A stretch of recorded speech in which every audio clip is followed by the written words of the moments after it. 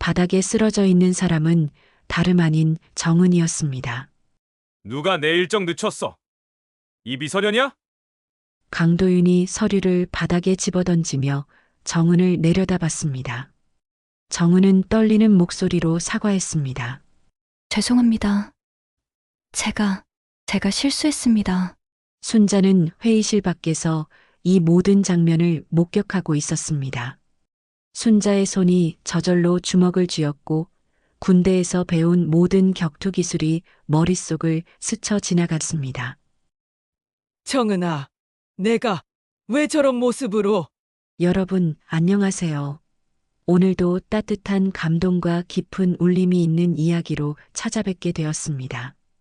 72세 청소부 할머니가 재벌 2세를 상대로 벌이는 용기 있는 싸움, 과연 어떻게 전개될까요? 이 채널이 처음이시라면 구독 버튼과 좋아요 버튼 꾹 눌러주시고 알림 설정까지 해주시면 매일 새로운 감동 이야기를 가장 먼저 만나보실 수 있습니다. 그럼 지금부터 이순자 할머니의 놀라운 이야기 속으로 함께 떠나보시죠. 새벽 5시 알람 소리가 울리기 전에 이미 눈을 뜬 이순자는 침대에서 일어나 군인처럼 정확한 동작으로 이불을 개었습니다. 72세의 나이에도 몸은 여전히 곧게 펴져 있고 손놀림은 정확했습니다. 회색 청소복을 입고 단단히 군화처럼 묶은 운동화를 신으며 주머니에는 여전히 단정하게 접은 하얀 손수건을 넣었습니다. 서울 강남의 대형 로펌 빌딩 지하 2층, 어둡고 눅눅한 청소실로 향하는 발걸음은 무겁지 않았습니다. 오히려 매일 같은 시간, 같은 루틴을 반복하는 것이 순자에게는 익숙한 훈련 같았습니다.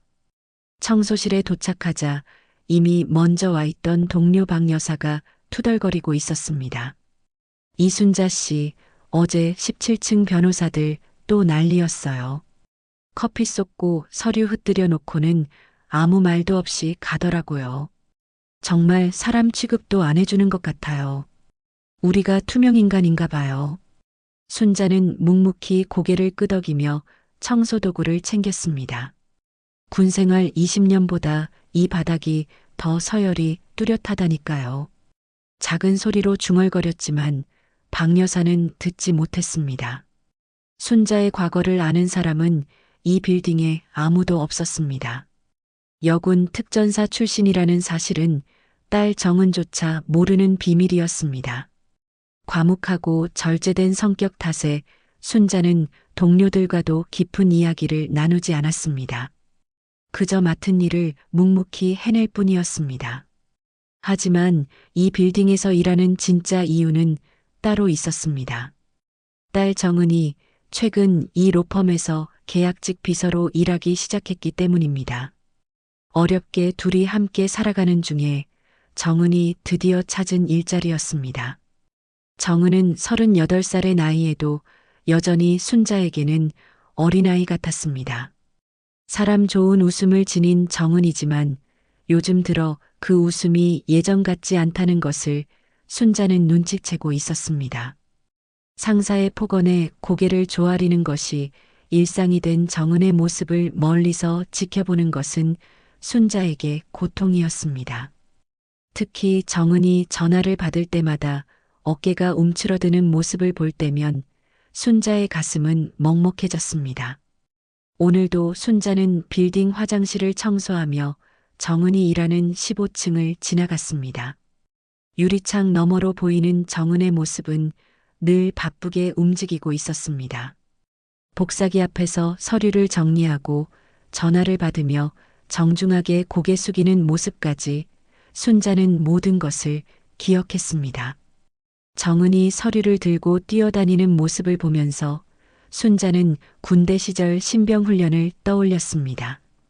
그때처럼 긴장한 표정으로 일하는 정은의 모습이 안쓰러웠습니다. 오전 10시쯤 순자는 15층 화장실을 청소하던 중 정은의 목소리를 들었습니다. 죄송합니다. 다시 확인해 보겠습니다.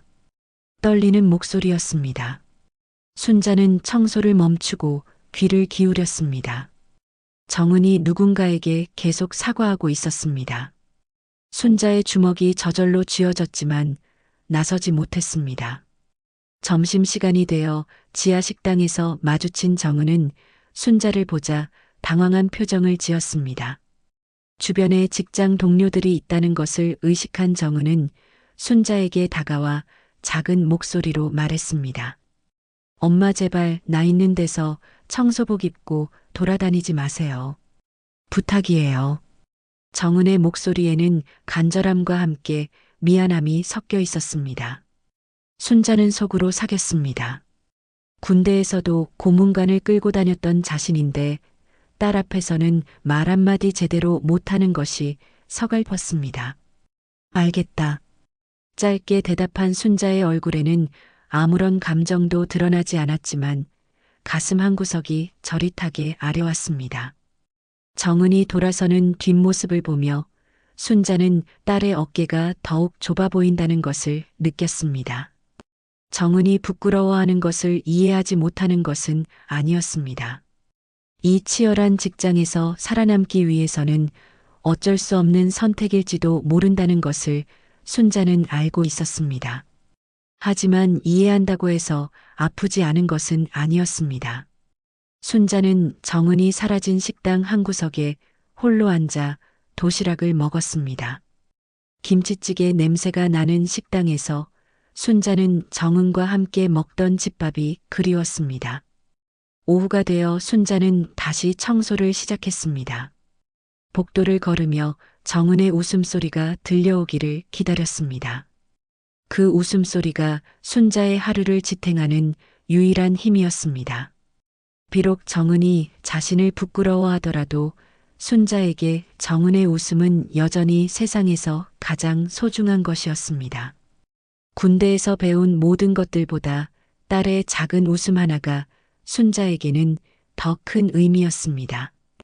오후 3시쯤 순자는 16층을 청소하던 중 정은이 엘리베이터에서 내리는 모습을 보았습니다. 정은의 얼굴에는 피로가 역력했지만 순자와 눈이 마주치자 작게 고개를 숙였습니다. 그 작은 인사만으로도 순자의 하루는 충분했습니다. 저녁 무렵 순자는 청소를 마치고 퇴근하면서 정은을 기다렸습니다. 멀리서 걸어오는 정은의 모습을 보며 순자는 오늘도 딸이 무사히 하루를 마쳤다는 것에 안도했습니다. 정은의 피곤한 걸음걸이마저도 순자에게는 소중했습니다. 내일도 이렇게 딸의 웃음을 지켜보며 하루를 버텨낼 수 있을 것이라는 희망으로 순자는 집으로 향하는 발걸음을 옮겼습니다. 군화 같은 운동화가 아스팔트를 밟는 소리가 저녁 공기에 울려 퍼졌습니다. 일주일이 지난 어느 목요일 밤 평소보다 늦은 시간까지 빌딩에 불이 켜져 있었습니다. 순자는 야근하는 직원들을 위해 남아서 추가 청소를 하고 있었습니다. 시계가 밤 9시를 가리키고 있었는데 대부분의 직원들은 이미 퇴근한 상태였습니다. 조용한 빌딩 안에서는 에어컨 소리와 순자의 발걸음 소리만이 울려 퍼지고 있었습니다. 순자는 17층 복도를 청소하던 중 갑자기 어디선가 큰 소리가 들려오는 것을 느꼈습니다. 처음에는 무엇인지 정확히 알 수 없었지만 귀를 기울여 보니 누군가가 고함을 지르는 소리였습니다. 순자의 몸이 본능적으로 긴장했습니다. 군대에서 훈련받은 감각이 되살아나면서 위험한 상황일 수도 있다는 생각이 들었습니다. 소리가 나는 방향으로 조심스럽게 발걸음을 옮겨보니 18층 회의실 쪽에서 들려오고 있었습니다. 순자는 청소 카트를 복도에 두고 계단을 통해 조용히 18층으로 올라갔습니다. 복도 끝에 있는 대형 회의실에서 불빛이 새어나오고 있었고 그곳에서 남자의 거친 목소리가 계속 들려왔습니다. 누가 내 일정 늦췄어? 이 비서년이야? 차가우면서도 분노에 찬 목소리였습니다. 순자는 몸을 숨기고 회의실 문 쪽으로 다가갔습니다. 유리문 사이로 안을 들여다본 순간 순자의 심장이 크게 뛰기 시작했습니다. 바닥에 쓰러져 있는 사람은 다름 아닌 정은이었습니다. 정은은 무릎을 꿇고 앉아 있었고 옆으로 넘어진 듯한 자세로 서류들이 사방에 흩어져 있었습니다. 정은의 얼굴에는 당황과 두려움이 가득했지만 그녀는 말없이 고개를 숙이고 있었습니다. 그 앞에 서 있는 남자는 정장을 입은 30대 중반의 젊은 남성이었습니다. 키가 크고 잘생긴 외모였지만 얼굴에는 차가운 분노가 가득했습니다. 순자는 이 남자가 누구인지 직감적으로 알 수 있었습니다. 로펌의 최대 고객사인 대명그룹의 후계자 강도윤이었습니다. 말 안 해? 아니면 못해? 강도윤은 정은을 내려다보며 서류를 바닥에 집어던졌습니다. 종이들이 공중에서 흩날리며 정은 주변으로 떨어졌습니다. 내가 몇 번을 말했는데 이런 실수를 해? 내가 뭘 먹고 사는지 알아? 정은은 여전히 고개를 들지 못하고 있었습니다.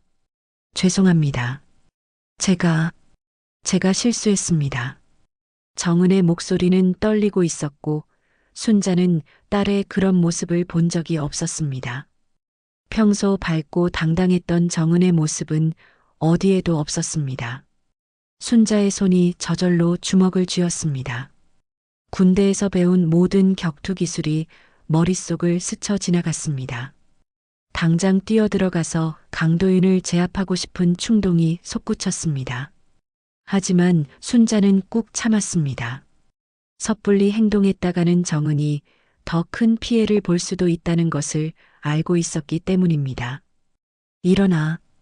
강도윤이 차갑게 명령했습니다. 정은이 천천히 일어서자 강도윤은 정은에게 한 걸음 더 다가갔습니다. 너 같은 게 이 회사에서 일할 자격이 있다고 생각해? 강도윤의 목소리에는 경멸이 가득했습니다. 그 순간 순자는 회의실로 뛰어들어가려고 발걸음을 옮겼습니다. 하지만 바로 그때 엘리베이터에서 딩소리가 나며 누군가가 내리는 소리가 들렸습니다. 순자는 재빨리 몸을 숨겼습니다. 복도로 나타난 사람은 강도윤보다 나이가 많은 남성이었습니다. 정장 차림의 위험 있는 모습으로 분명 강도윤의 아버지인 강 회장인 것 같았습니다. 강 회장이 회의실로 들어가자 강도윤의 태도가 급격히 달라졌습니다. 아버지, 늦으셨네요. 강도윤은 마치 아무 일도 없었다는 듯이 정중한 목소리로 말했습니다. 정은은 서류를 주워 담으며 조용히 회의실을 나왔습니다. 순자는 정은의 뒷모습을 보며 가슴이 아팠습니다. 정은의 어깨가 떨리고 있는 것이 보였습니다. 순자는 정은이 완전히 사라질 때까지 기다린 후 조용히 17층으로 돌아갔습니다. 청소를 마저 하면서도 머릿속은 온통 방금 본 장면으로 가득했습니다. 정은이 왜 그런 상황에 놓여 있는지, 그리고 자신이 무엇을 해야 하는지 계속 생각했습니다. 다음 날 아침 순자는 평소보다 일찍 출근해서 정은을 기다렸습니다. 하지만 정은은 나타나지 않았습니다. 점심시간이 되어서도 정은을 볼 수 없었고 순자는 불안해지기 시작했습니다. 오후 3시쯤 순자는 15층에서 정은의 동료를 만났습니다. 정은이 어디 갔는지 아세요? 순자가 조심스럽게 물어보니 동료는 당황한 표정을 지었습니다. 아, 그게. 정은 씨는 오늘 아침에 해고 통보를 받았어요. 갑작스럽게 계약이 종료됐다고 하더라고요. 동료의 말에 순자의 머릿속이 하얘졌습니다. 순자는 급히 집으로 돌아갔습니다. 집에서 정은을 만난 순자는 딸의 얼굴에서 멍자국을 발견했습니다. 정은의 왼쪽 뺨에 희미하게 남아있는 멍은 어제 밤 일어난 일의 증거였습니다. 정은아, 얼굴이 왜 그래? 순자가 다급히 물어보자 정은은 고개를 돌렸습니다. 내가 실수한 거야, 엄마. 그냥 잊어. 다른 일자리 찾으면 돼. 정은의 목소리는 힘이 없었고 눈가에는 눈물이 맺혀 있었습니다. 순자는 그날 밤 오랫동안 잠들지 못했습니다. 옷장 깊숙한 곳에서 군복을 꺼내 보았습니다. 오래된 군복에서는 여전히 그때의 냄새가 났습니다. 순자는 군복을 만지며 다짐했습니다. 이번만은 가만히 있을 수 없다고. 정은의 해고 이후 사흘이 지났지만 순자는 여전히 로펌에서 일하고 있었습니다. 정은은 집에서 구직 활동을 하고 있다고 했지만 순자의 눈에는 딸이 점점 위축되어 가는 것이 보였습니다. 예전처럼 밝게 웃지도 않고 식사도 제대로 하지 않는 정은을 보며 순자의 마음은 무거워졌습니다. 순자는 정은의 해고가 단순한 업무 실수 때문이 아니라는 것을 직감하고 있었습니다. 그날 밤 회의실에서 본 강도윤의 모습과 정은의 멍 자국이 계속 머릿속을 맴돌았습니다. 군대에서 익힌 직감이 순자에게 말하고 있었습니다. 이것은 우연이 아니라는 것을. 순자는 밤마다 정은이 잠든 후 몰래 집을 나서기 시작했습니다. 로펌 주변과 대명그룹 본사 근처를 돌아다니며 정보를 수집했습니다. 군대에서 배운 정찰 기술이 몸에 배어 있어서 누구에게도 들키지 않고 움직일 수 있었습니다. 어둠 속에서 건물들을 관찰하고 사람들의 동선을 파악했습니다. 첫째 날 밤에는 대명그룹 본사 주변을 둘러보았습니다. 고급 승용차들이 드나들고 늦은 시간까지 불이 켜진 사무실들이 보였습니다. 순자는 멀리서 강도윤이 건물에서 나오는 모습을 목격했습니다. 그의 거만한 걸음걸이와 주변 사람들을 대하는 태도에서 순자는 그가 평소에도 어떤 사람인지 짐작할 수 있었습니다. 둘째 날 밤에는 로펌 빌딩으로 돌아갔습니다. 야간 경비원에게 들키지 않게 지하 주차장을 통해 들어가 평소 청소하지 않는 구석진 곳들을 살펴보았습니다. 순자는 지하 쓰레기 분리장에 도착했습니다. 이곳은 다른 청소부들도 꺼리는 곳이었습니다. 냄새가 심하고 어둡기 때문이었습니다. 하지만 순자에게는 이런 환경이 낯설지 않았습니다. 군대에서 더 열악한 환경에서도 임무를 수행했던 경험이 있었기 때문입니다. 순자는 체계적으로 쓰레기들을 뒤져보기 시작했습니다. 대부분은 일반적인 사무용품 쓰레기들이었지만 한 구석에서 특별한 것을 발견했습니다. 검은색 봉투 안에서 작은 녹음기가 나왔습니다. 순자는 조심스럽게 녹음기를 꺼내 확인해 보았습니다. 다행히 아직 작동하고 있었고 순자는 이어폰을 끼고 내용을 들어보았습니다. 처음에는 잡음만 들렸지만 곧 익숙한 목소리가 들려왔습니다. 강도윤의 목소리였습니다. 이런 것 좀 치우라고 했잖아. 내 취향은 아가씨 스타일이라고 했지. 강도윤의 목소리는 술에 취한 듯 흐릿했지만 내용은 분명했습니다. 이어서 다른 남자의 목소리가 들렸습니다. 도윤 씨, 그런 말씀하시면 곤란합니다. 비서들도 사람인데요. 그러자 강도윤이 웃으며 대답했습니다. 사람? 돈 받고 일하는 건데 뭔 소리야. 특히 그 정은이라는 년 너무 도도하더라고. 좀 길들여야겠어. 순자의 손이 떨렸습니다. 녹음 내용을 더 들어보니 강도윤이 여러 비서들에게 성적인 요구를 했다는 것을 알 수 있었습니다. 그리고 정은이 그런 요구를 거부했기 때문에 강도윤이 보복을 했다는 것도 분명해졌습니다. 순자는 조심스럽게 녹음기를 주머니에 넣고 쓰레기장을 나왔습니다.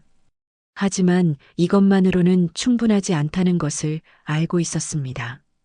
더 확실한 증거가 필요했습니다. 셋째 날 밤 순자는 예전군 동기였던 문 상사를 찾아갔습니다. 문 상사는 현재 택시 기사로 일하고 있었고 순자와는 오랫동안 연락을 하지 않고 지냈습니다. 하지만 옛 전우의 부탁이라면 언제든 도와줄 사람이었습니다. 이순자, 오랜만이야. 그런데 왜 이렇게 늦은 시간에? 문 상사는 놀라면서도 반가워했습니다. 순자는 상황을 간단히 설명했습니다. 딸이 직장에서 부당한 대우를 받았고 증거를 찾고 있다고 했습니다. 문 상사는 진지한 표정으로 순자의 말을 들었습니다. 그럼 내가 도와줄게. 우리가 언제 동료를 버린 적 있나? 문 상사의 말에 순자는 고마웠습니다. 문 상사는 택시를 이용해 강도윤의 동선을 추적하기 시작했습니다. 며칠 동안 관찰한 결과 강도윤이 정기적으로 찾는 장소가 있다는 것을 알게 되었습니다. 강남의 한 고급 오피스텔이었는데 대명그룹 소유의 건물이었습니다. 순자와 문 상사는 그 건물을 정찰했습니다. 최상층에 위치한 펜트하우스에서 정기적으로 모임이 열리고 있었고 젊은 여성들이 드나드는 것을 확인했습니다. 순자는 이곳이 강도윤이 성접대를 받는 장소라는 것을 직감했습니다. 이순자, 이건 위험해. 우리만으로는 한계가 있어. 문 상사가 걱정스럽게 말했습니다. 하지만 순자는 포기할 수 없었습니다. 문 상사, 내 딸이 당한 일이야. 이대로 넘어갈 수는 없어. 순자는 그날 밤 집으로 돌아가서 녹음 파일을 복사했습니다. 군대에서 배운 방식대로 여러 곳에 백업을 만들어 두었습니다. 그리고 이 정보를 어떻게 활용할지 계획을 세웠습니다. 언론사 제보 방법부터 시민단체 연락처까지 모든 것을 조사했습니다. 순자는 컴퓨터 앞에 앉아 밤늦게까지 정보를 수집했습니다. 성희롱 피해 신고 절차, 증거 수집 방법, 그리고 피해자 보호 방안까지 꼼꼼히 살펴보았습니다. 72세의 나이에도 새로운 것을 배우는 것을 멈추지 않았습니다. 정은을 보호하기 위해서라면 자신이 먼저 위험 속으로 들어갈 각오가 되어 있었습니다. 군복을 다시 한번 만져보며 순자는 다짐했습니다. 이번 싸움에서는 절대 지지 않겠다고. 딸을 위해서라면 무엇이든 할 수 있다는 각오로 순자는 다음 작전을 준비하기 시작했습니다. 순자는 문 상사와 함께 강도윤의 은밀한 펜트하우스에 대한 정보를 더 구체적으로 파악하기 시작했습니다. 며칠간의 관찰 결과 매주 금요일 밤 10시 정도에 정기적인 모임이 열린다는 것을 알게 되었습니다. 고급 승용차들이 지하 주차장으로 들어가고 젊은 여성들이 조용히 건물로 사라지는 패턴이 반복되었습니다. 이순자, 정말 들어갈 생각이야? 문 상사가 걱정스럽게 물었습니다. 만약 들키면 큰일 나. 순자는 단호하게 고개를 끄덕였습니다. 녹음 파일만으로는 부족해. 현장 증거가 있어야 확실하게 끝낼 수 있어. 군대에서 배운 것은 항상 확실한 증거를 확보하라는 것이었습니다. 추측이나 의심만으로는 적을 무너뜨릴 수 없다는 것을 순자는 잘 알고 있었습니다. 그 주 금요일 순자는 평소보다 일찍 로펌 청소를 마치고 문 상사를 만났습니다. 둘은 강남의 고급 오피스텔 근처에서 대기했습니다. 순자는 검은색 옷을 입고 머리에는 모자를 썼습니다. 군대에서 야간 작전을 할 때 입던 것과 비슷한 차림이었습니다. 저녁 9시부터 고급 승용차들이 하나둘씩 도착하기 시작했습니다. 강도윤의 차도 그 중에 있었습니다. 순자는 멀리서 강도윤이 펜트하우스로 올라가는 것을 확인했습니다. 그의 얼굴에는 오만한 미소가 떠 있었습니다. 이제 시작이야. 순자가 문 상사에게 말했습니다. 순자는 건물의 구조를 미리 파악해 두었습니다. 비상계단을 통해 올라갈 수 있고 각 층의 감시 카메라 위치도 확인해 두었습니다. 군대에서 배운 정찰 기술이 여전히 유용했습니다. 순자는 건물 뒤편의 비상구를 통해 조용히 들어갔습니다. 경비원이 순찰을 도는 시간을 미리 파악해 두었기 때문에 들키지 않고 움직일 수 있었습니다. 계단을 조용히 올라가며 순자는 심장이 빨리 뛰는 것을 느꼈습니다. 하지만 이것은 두려움이 아니라 긴장감이었습니다. 군대에서 느꼈던 것과 같은 종류의 긴장감이었습니다. 펜트하우스가 있는 최상층에 도착하자 복도 끝에서 웃음소리와 음악소리가 들려왔습니다. 순자는 조심스럽게 다가가서 문틈으로 안을 들여다보았습니다. 넓은 거실에는 여러 명의 남자들이 앉아 있고 그 주변에는 젊은 여성들이 서 있었습니다. 강도윤이 소파에 앉아 술잔을 들고 있었습니다. 오늘 온 애들 괜찮네. 특히 저 애. 강도윤이 한 여성을 가리키며 말했습니다. 그 여성은 명백히 불편한 표정을 짓고 있었지만 어쩔 수 없다는 듯 웃음을 지으려 노력하고 있었습니다. 순자는 주머니에서 작은 카메라를 꺼냈습니다. 문 상사가 구해준 것으로 어둠 속에서도 촬영이 가능한 제품이었습니다. 순자는 조심스럽게 문틈을 통해 안쪽 상황을 촬영하기 시작했습니다. 야, 너 이리 와봐. 강도윤이 한 여성을 불렀습니다. 그 여성이 다가가자 강도윤은 갑자기 그녀의 손목을 잡아당겼습니다. 앉으라고. 명령조의 목소리였습니다. 여성이 주저하자 강도윤의 목소리가 날카로워졌습니다. 내가 돈 주고 부른 거 아니야? 그럼 말 잘 들어야지.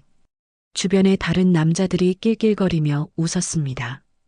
순자는 이 모든 장면을 카메라에 담았습니다. 갑자기 강도윤이 여성에게 폭언을 퍼붓기 시작했습니다. 너 같은 게 뭘 안다고 거부해? 여기 온 이상 끝까지 해야지. 그의 목소리에는 위협이 담겨 있었습니다. 순자는 이 장면이 정은에게도 일어났을 것이라고 생각하니 분노가 치밀어 올랐습니다. 하지만 바로 그 순간 순자의 발이 복도에 놓인 화분에 살짝 닿았습니다. 작은 소리였지만 실내가 조용해진 틈에 들렸습니다. 강도윤이 고개를 돌렸습니다. 뭐야? 밖에 누구 있어? 강도윤이 의심스러운 표정으로 문 쪽을 바라봤습니다. 순자는 재빨리 몸을 숨겼지만 강도윤은 이미 문 쪽으로 걸어오고 있었습니다. 야, 가서 확인해봐. 강도윤이 부하에게 명령했습니다. 순자는 즉시 상황을 판단했습니다. 이대로 있으면 발각될 가능성이 높았습니다. 순자는 군대에서 배운 대로 빠르게 행동했습니다. 비상계단 쪽으로 조용히 이동하기 시작했습니다. 하지만 펜트하우스 문이 열리면서 강도윤의 부하가 나왔습니다. 누구야? 거기 누구 있어? 그는 복도를 살펴보며 순자가 있던 방향으로 다가왔습니다. 순자는 계단 입구에 거의 도달했지만 그 남자가 순자의 뒷모습을 발견했습니다. 큰 소리로 외쳤습니다. 순자는 더 이상 숨을 필요가 없다고 판단했습니다. 군대에서 배운 체력과 민첩성을 발휘해 계단을 뛰어내려가기 시작했습니다. 72세의 나이에도 놀라울 정도로 빠른 속도였습니다. 저 여자 잡아. 강도윤의 목소리가 위에서 들려왔습니다. 하지만 순자는 이미 여러 층을 내려와 있었습니다. 건물의 구조를 미리 파악해둔 덕분에 가장 빠른 탈출 경로를 알고 있었습니다. 순자는 지하 주차장을 통해 건물을 빠져나왔습니다. 문 상사가 택시를 대기시켜둔 곳으로 뛰어갔습니다. 빨리. 순자가 택시에 뛰어들자 문 상사는 즉시 차를 출발시켰습니다. 어떻게 됐어? 문 상사가 걱정스럽게 물었습니다. 순자는 숨을 고르며 카메라를 확인했습니다. 다행히 중요한 장면들이 모두 녹화되어 있었습니다. 성공했어. 이제 확실한 증거가 있어. 하지만 순자는 강도윤이 자신을 목격했다는 것을 알고 있었습니다. 이제 더 이상 숨어서 할 수 있는 일은 없었습니다. 전면전이 시작된 것입니다. 펜트하우스 잠입 이후 이틀이 지났습니다. 순자는 확보한 영상 증거를 어떻게 활용할지 신중하게 계획하고 있었습니다. 하지만 강도윤도 가만히 있지 않았습니다. 순자가 예상했던 것보다 훨씬 빠르게 역공이 시작되었습니다. 월요일 아침 순자는 평소처럼 로펌에 출근했습니다. 하지만 동료 청소부들의 시선이 이상했습니다. 박 여사가 순자를 보자 당황한 표정을 지었습니다. 이순자 씨, 혹시 뉴스 봤어요? 순자는 무슨 일인지 모르겠다는 표정을 지었습니다. 박 여사가 스마트폰을 꺼내 인터넷 기사를 보여주었습니다. 제목을 보는 순간 순자의 얼굴이 굳어졌습니다. 청소부 아주머니, 딸 승진시켜주려 재벌 2세에 접근. 무리한 요구로 무리. 기사 내용은 순자를 완전히 다른 사람으로 만들어 놓았습니다. 딸의 직장에서 승진을 위해 강도윤에게 접근했고 거절당하자 협박을 했다는 내용이었습니다. 심지어 순자가 정은을 이용해 강도윤을 유혹하려 했다는 거짓 내용까지 있었습니다. 이게 다 거짓말이에요. 순자가 억울한 표정으로 말했지만 박 여사는 이미 의심의 눈초리로 순자를 바라보고 있었습니다. 다른 동료들도 수군거리며 순자를 피하기 시작했습니다. 순자는 급히 집으로 전화를 걸었지만 정은이 받지 않았습니다. 불안한 마음으로 하루 종일 일을 마치고 집으로 돌아갔지만 정은은 집에 없었습니다.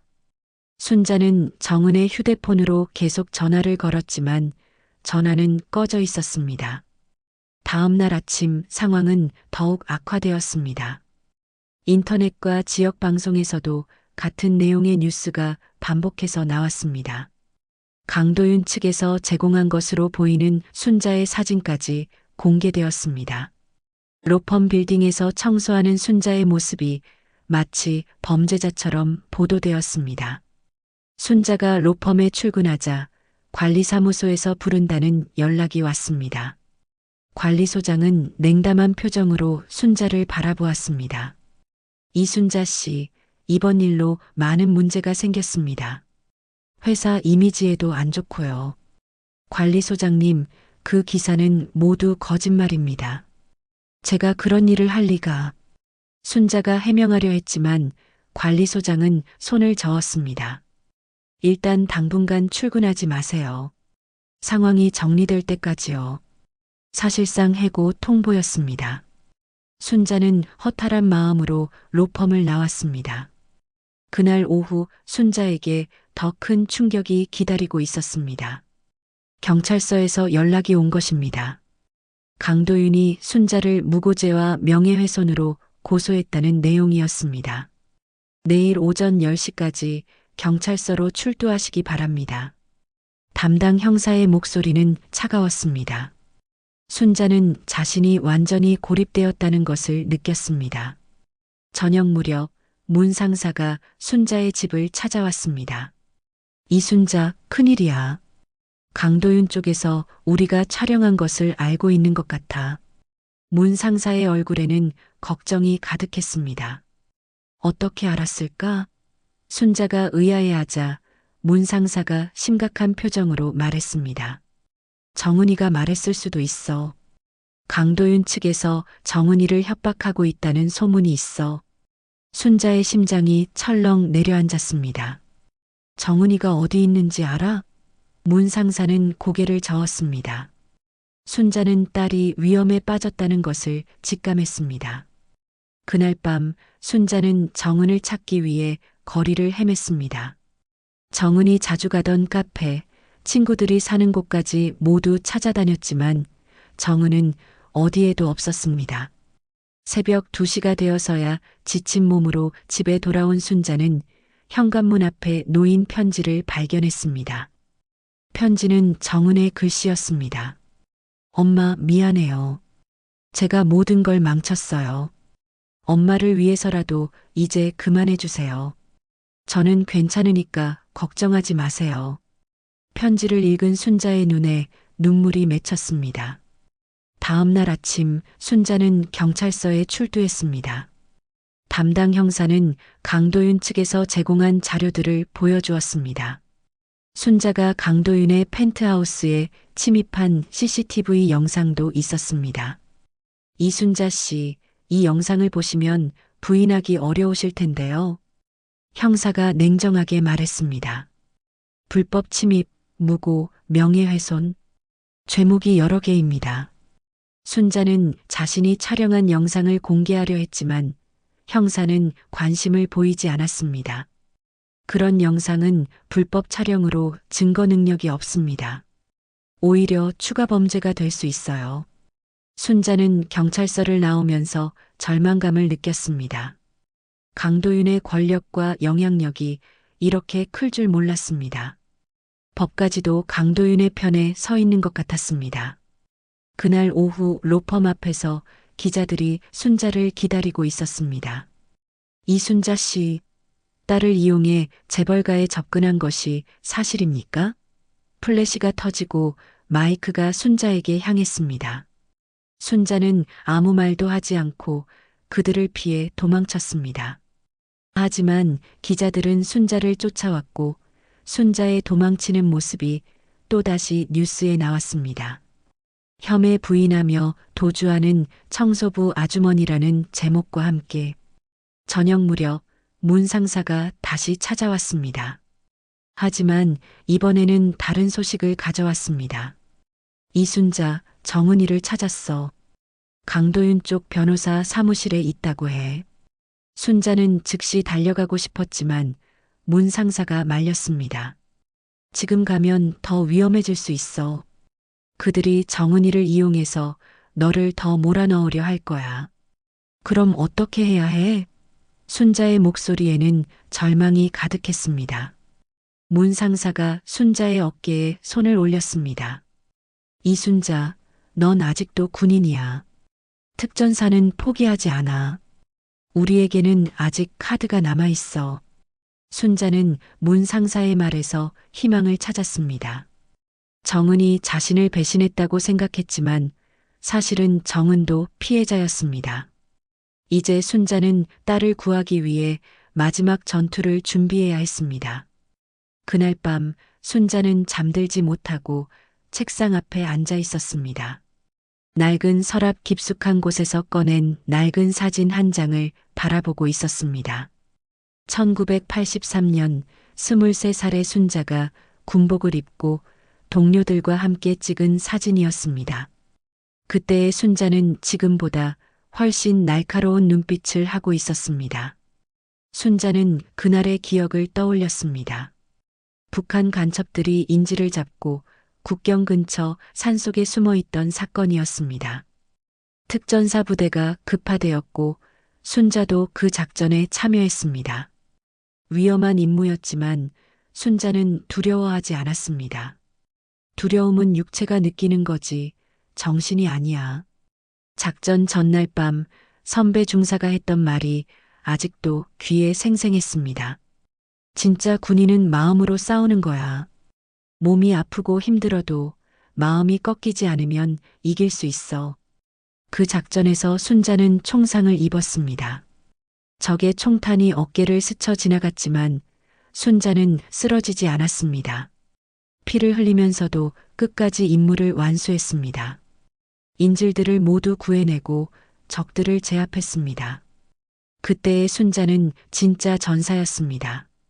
순자는 사진을 가슴에 안고 다시 한번 다짐했습니다.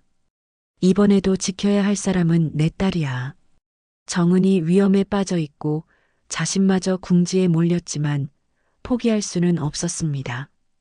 군인의 정신이 다시 살아나기 시작했습니다. 다음 날 아침 순자는 문 상사를 만났습니다. 문 상사가 밤새 정보를 수집해온 결과를 들려주었습니다. 정은이가 강도윤 측 변호사들에게 협박을 받고 있는 게 확실해. 내가 증거를 공개하지 않으면 정은이를 성폭행 혐의로 역고소하겠다고 위협하고 있다고 해. 순자의 주먹이 쥐어졌습니다. 그 사람들이 어떻게 그런 말을. 하지만 곧 침착함을 되찾았습니다. 분노보다는 냉정한 판단이 필요한 상황이었습니다. 그런데 이순자, 희망적인 소식도 있어. 문 상사가 조심스럽게 말했습니다. 정은이가 변호사 사무실에서 몰래 보낸 메시지가 있어. 다른 피해 여성들의 정보를 알아냈다고 해. 순자의 눈에 희망이 떠올랐습니다. 다른 피해자들이 더 있다는 거야? 문 상사가 고개를 끄덕였습니다. 최소 3명은 더 있는 것 같아. 모두 강도윤에게 성희롱이나 성폭행을 당했지만 위협 때문에 신고하지 못하고 있다고 해. 순자는 즉시 행동에 나섰습니다. 정은이 보낸 정보를 바탕으로 피해 여성들을 찾아가기 시작했습니다. 첫 번째 여성은 강남의 한 카페에서 일하는 26살의 김미영이었습니다. 김미영은 처음에는 순자를 경계했습니다. 하지만 순자가 정은의 어머니라는 것을 알고 조심스럽게 입을 열었습니다. 정은 언니가 저를 도우려다가 이런 일을 당한 거예요. 김미영의 눈에 눈물이 맺혔습니다. 강도윤이 저에게 했던 일을 정은 언니가 알게 됐어요. 그래서 강도윤에게 따졌다가 보복을 당한 거죠. 김미영의 증언으로 순자는 사건의 전말을 이해할 수 있었습니다. 두 번째 피해자는 로펌에서 일했던 박소희였습니다. 박소희는 작년에 이미 사직했지만 여전히 강도윤의 위협에 시달리고 있었습니다. 증거가 있어도 말할 수 없어요. 그 사람들의 힘이 너무 커요. 하지만 순자는 포기하지 않았습니다. 저는 72 사례 청소부 아줌마예요. 잃을 게 별로 없어요. 하지만 여러분은 아직 젊고 앞으로 살아갈 날이 많아요. 이대로 두면 더 많은 피해자가 생길 거예요. 순자의 진심 어린 말에 피해 여성들이 조금씩 마음을 열기 시작했습니다. 세 번째 피해자인 정수진은 현재 다른 회사에서 일하고 있었지만 여전히 강도윤의 그늘에서 벗어나지 못하고 있었습니다. 아주머니, 정말 이길 수 있을까요? 저희가 증언해도 소용없을 것 같은데. 정수진이 불안해했습니다. 순자는 정수진의 손을 잡았습니다. 저는 군인이었어요. 군인은 동료를 버리지 않아요. 여러분이 제 딸들이라고 생각하고 끝까지 싸울 거예요. 그날 저녁 순자는 집에서 정은으로부터 문자 메시지를 받았습니다. 엄마, 제가 원본 녹음 파일을 복사해뒀어요. 숨겨둔 곳을 알려드릴게요. 정은이 보낸 위치는 로펌 빌딩 근처의 작은 공원이었습니다. 순자는 조심스럽게 그곳으로 향했습니다. 벤치 밑에 숨겨진 작은 USB를 발견했습니다. 그 안에는 강도윤이 여러 여성들에게 성희롱을 했다는 증거들이 담겨 있었습니다. 정은이 위험을 무릅쓰고 확보한 결정적 증거였습니다. 그날 밤 순자는 다시 한번 정은으로부터 메시지를 받았습니다. 엄마, 당신은 내 창피한 사람이 아니었어요. 제가 미안해요. 엄마가 자랑스러워요. 순자의 눈에 눈물이 흘렀습니다. 정은이 마침내 진실을 말할 용기를 낸 것입니다. 순자는 이제 모든 준비가 끝났다는 것을 알았습니다. 피해자들의 증언, 녹음 파일, 그리고 자신이 촬영한 영상까지 강도윤을 무너뜨릴 모든 무기가 준비되었습니다. 순자는 다시 한번 군복을 만져보았습니다. 1983년에 그 특전사가 다시 돌아온 것입니다. 이번에는 딸과 다른 피해 여성들을 지키기 위한 전투였습니다. 순자는 창밖을 바라보며 내일의 작전을 머릿속으로 정리했습니다. 마침내 반격의 시간이 다가오고 있었습니다. 강도윤은 아직 순자가 어떤 사람인지 모르고 있었지만 곧 알게 될 것입니다. 순자는 새벽 5시에 일어나 마지막 준비를 시작했습니다. 오늘이 결전의 날이었습니다. 문 상사와 함께 계획한 대로 오전 10시에 기자회견을 열기로 했습니다.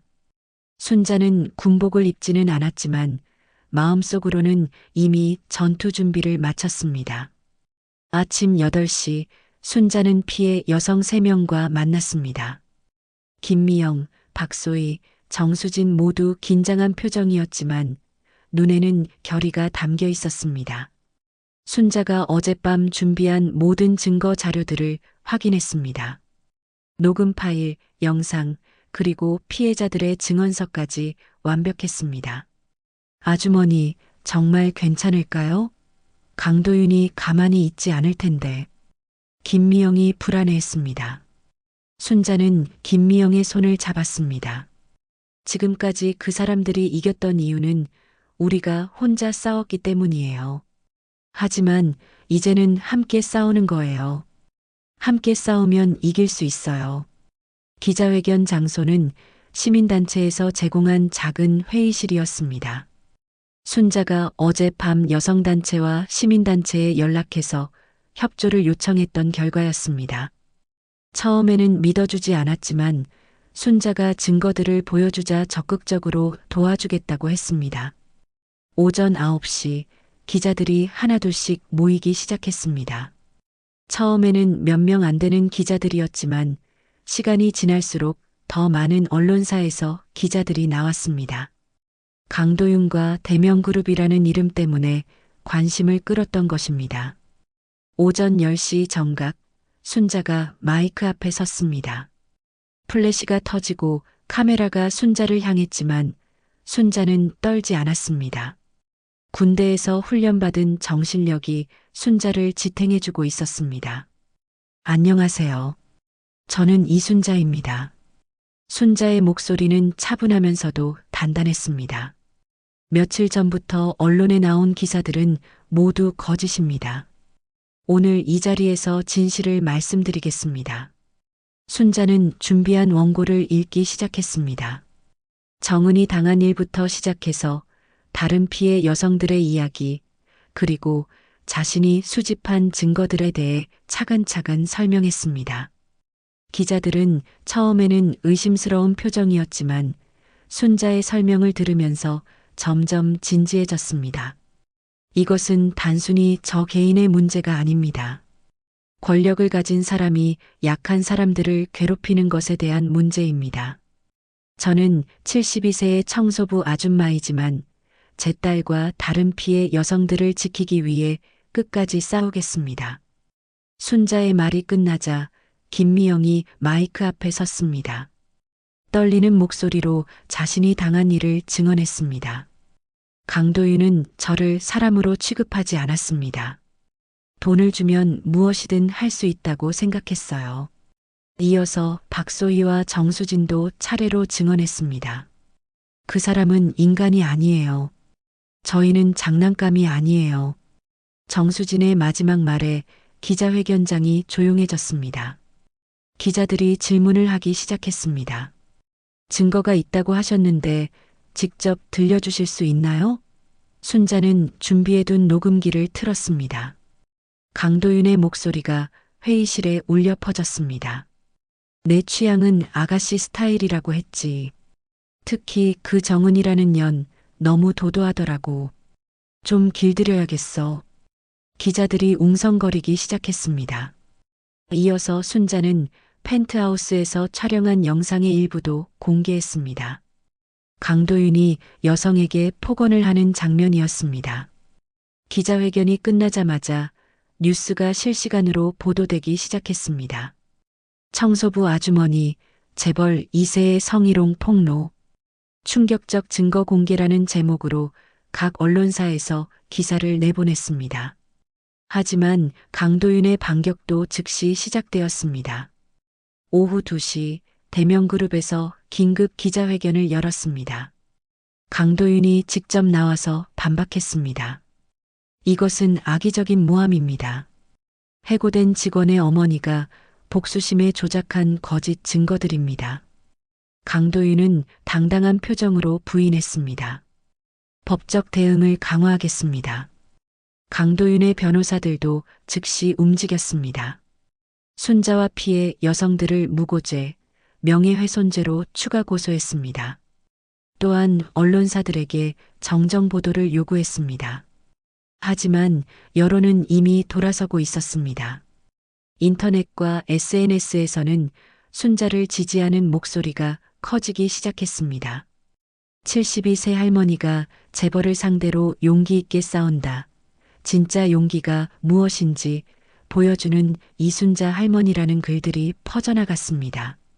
저녁 뉴스에서는 양쪽의 주장을 모두 보도했지만 시청자들의 반응은 명확했습니다. 순자의 진정성 있는 모습과 구체적인 증거들이 강도윤의 부인보다 설득력이 있었습니다. 밤 9시 순자는 집에서 뉴스를 보고 있었습니다. 그때 정은으로부터 전화가 왔습니다. 엄마, 저 이제 집에 갈 수 있어요. 변호사들이 포기했어요. 순자의 눈에 눈물이 맺혔습니다. 정은아, 괜찮아? 엄마 덕분에 괜찮아요. 엄마가 정말 대단해요. 저는 엄마가 자랑스러워요. 다음 날 아침 더 큰 변화가 일어났습니다. 검찰에서 강도윤에 대한 수사에 착수한다고 발표했습니다. 여론의 압력과 구체적인 증거들 때문에 더 이상 묵과할 수 없었던 것입니다. 오후에는 대명그룹 주가가 폭락했습니다. 투자자들이 회사의 미래를 우려하며 주식을 팔아치웠습니다. 강 회장은 긴급 이사회를 소집했고 강도윤의 모든 업무에서 배제한다고 발표했습니다. 저녁 뉴스에서는 강도윤, 검찰 긴급 체포라는 속보가 나왔습니다. 순자는 정은과 함께 뉴스를 보며 조용히 눈물을 흘렸습니다. 긴 싸움이 드디어 끝났습니다. 몇 달이 흘렀습니다. 가을이 깊어가는 어느 목요일 아침, 이순자는 여전히 서울 강남의 로펌 빌딩에서 청소 일을 계속하고 있었습니다. 하지만 예전과는 모든 것이 달라져 있었습니다. 순자의 청소복 가슴팍에는 작은 배지 하나가 달려 있었습니다. 용기 있는 시민상 배지였습니다. 시청에서 수여한 상이었지만 순자는 그것을 자랑하지 않았습니다. 오히려 조용히 일상을 이어가고 있었습니다. 하지만 주변 사람들의 시선은 완전히 바뀌어 있었습니다. 복도에서 마주치는 직원들은 이제 고개를 돌리지 않았습니다. 안녕하세요, 이 여사님. 젊은 변호사가 깍듯이 인사했습니다. 예전에는 순자를 투명인간 취급하던 그 변호사였습니다. 순자는 단정하게 고개를 끄덕이며 인사를 받았습니다. 로펌의 분위기도 달라졌습니다.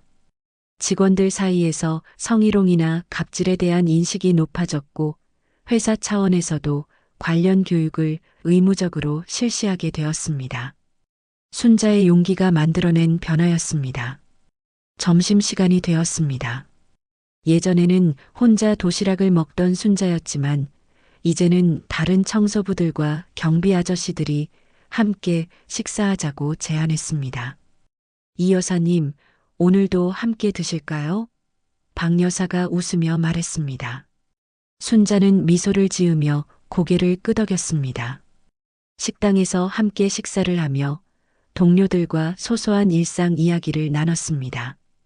예전에는 없던 따뜻한 시간이었습니다. 오후 3시쯤 순자에게 특별한 손님이 찾아왔습니다. 정은이었습니다. 하지만 오늘의 정은은 평소와 달랐습니다. 깔끔한 정장을 입고 있었고 얼굴에는 자신감이 넘쳤습니다. 엄마, 정은이 밝게 웃으며 순자에게 다가왔습니다. 순자는 정은의 환한 모습을 보며 가슴이 뭉클해졌습니다.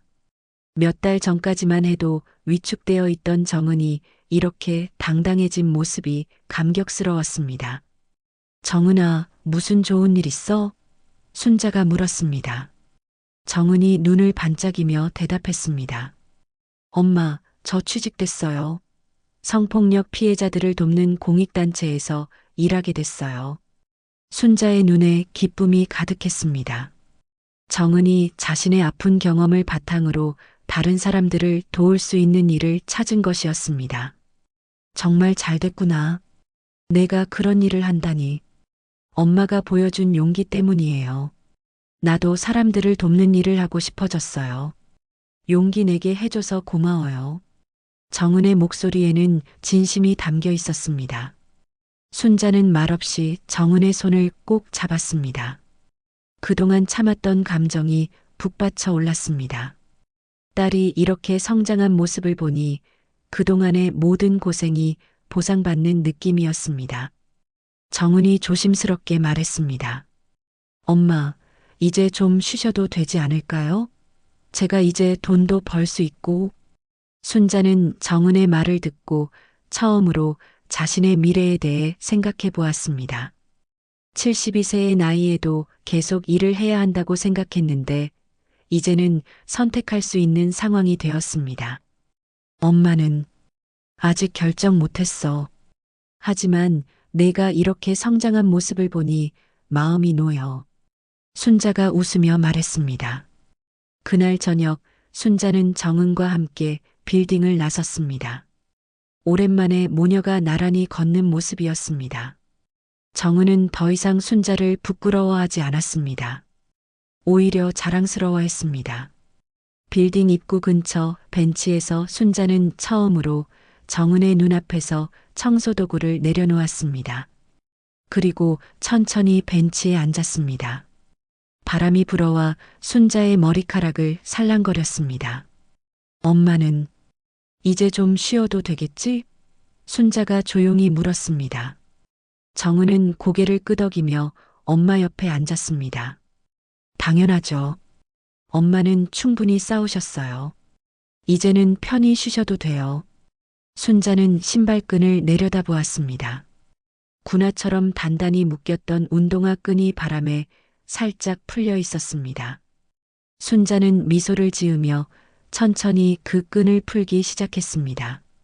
신발을 벗으며 순자는 해방감을 느꼈습니다. 수십 년 동안 짊어지고 있던 무거운 짐을 내려놓는 기분이었습니다. 군인의 임무도 어머니의 걱정도 이제는 조금 내려놓을 수 있을 것 같았습니다. 몇 주 후 뉴스에서는 강도윤이 실형을 선고받았다는 소식이 나왔습니다. 성폭행과 강요 혐의로 징역 3년이 확정되었습니다. 대명그룹은 개혁을 선언했고 강 회장은 아들의 범죄에 대해 공개 사과했습니다. 여성단체들은 순자의 이름을 딴 이순자 용기상을 제정했습니다. 성폭력이나 갑질에 용기 있게 맞선 사람들에게 주는 상이었습니다. 순자는 시상식에 참석해 조용히 수상자들을 격려했습니다. 용기는 나이와 상관없어요. 옳다고 생각하는 일이라면 언제든 할 수 있어요. 순자의 말에 젊은 수상자들이 큰 박수를 보냈습니다. 가을이 깊어갈 무렵 순자는 마침내 결정을 내렸습니다. 시골의 작은 집으로 내려가기로 한 것입니다. 정은이 독립할 수 있게 되었고 자신도 이제 조용한 노후를 보내고 싶었습니다. 이사 가는 날 순자는 마지막으로 로펌 빌딩을 둘러보았습니다. 그동안 자신이 청소했던 복도들, 정은이 일했던 사무실, 그리고 모든 것이 시작된 회의실까지 많은 추억이 담긴 곳이었습니다. 동료들이 순자를 배웅하러 나왔습니다. 이 여사님 건강하세요. 가끔 연락드릴게요. 따뜻한 인사들이 이어졌습니다. 시골집에서의 첫날 아침 순자는 새벽 5시에 눈을 떴습니다. 여전히 기상 후 이불을 정리하는 습관은 버리지 못했습니다. 하지만 이제는 더 이상 전투가 아닌 평온한 삶을 살아가는 훈련이었습니다. 창문을 열자 시골의 맑은 공기가 들어왔습니다. 멀리서 새소리가 들리고 아침 햇살이 따뜻하게 비쳐들었습니다. 순자는 깊게 숨을 들이마셨습니다. 진정한 평화가 무엇인지 처음으로 알 것 같았습니다. 여러분, 오늘 이순자 할머니의 이야기는 어떠셨나요? 나이가 들어도 힘이 약해도 용기만 있다면 세상을 바꿀 수 있다는 것을 보여준 진짜 특전사의 이야기였습니다. 댓글로 여러분의 소감을 들려주세요. 여러분도 이순자 할머니처럼 용기를 내야 할 순간이 있었다면 어떤 이야기인지 궁금합니다. 오늘 영상이 마음에 드셨다면 좋아요 버튼으로 응원해 주시고 아직 구독하지 않으셨다면 구독 버튼도 꾹 눌러주세요. 내일도 좋은 이야기로 찾아뵙겠습니다.